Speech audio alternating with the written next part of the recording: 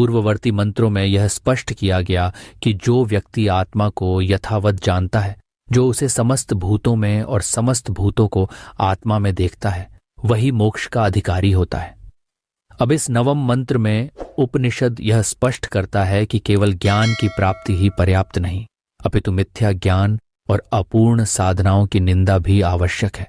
जब तक मनुष्य असत्य और अधूरी साधनाओं में उलझा रहता है, तब तक वह अंधकार से ग्रस्त रहता है। जो लोग अविद्या अर्थात परमात्मा के स्वरूप के विपरीत झूठे और भ्रमपूर्ण ज्ञान की उपासना करते हैं, वे घोर अंधकार में प्रवेश करते हैं।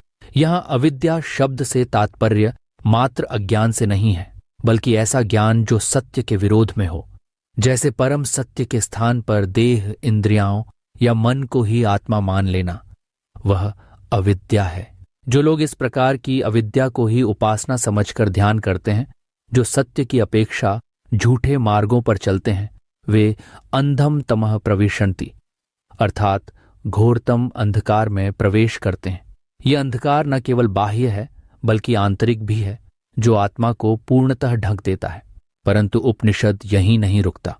वह आगे कहता है कि जो लोग विद्या अर्थात केवल सैद्धांतिक ज्ञान में रत हैं, परंतु उसके भीतर मिथ्या ज्ञान के विरोध का भाव नहीं रखते, वे उनसे भी गहरे अंधकार में प्रवेश करते हैं।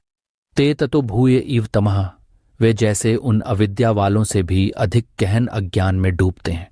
यहाँ विद्याया रता कहने का आशय है वे जो केवल ज्ञान में आसक्ति रखते हैं, लेकिन उस ज्ञान से उत्पन्न विवेक का प्रयोग नहीं करते, जो मिथ्या ज्ञान की निंदा नहीं करते, जो विवेक और वैराग्य को नहीं अपनाते, वे भी आध्यात्मिक दृष्टि से भटक जाते हैं।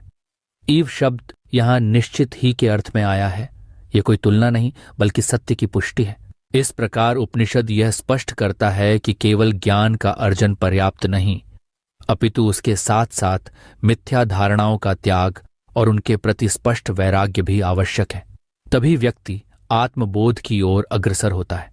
जो केवल एक पक्ष अपनाता है, या तो केवल बाह्य साधना अविद्या या केवल विचार विद्या, परंतु अंतःकरण की शुद्धि और सत्य बोध से दूर रहता है, वह अंततः अंधकार की गहराइयों में चला जाता है।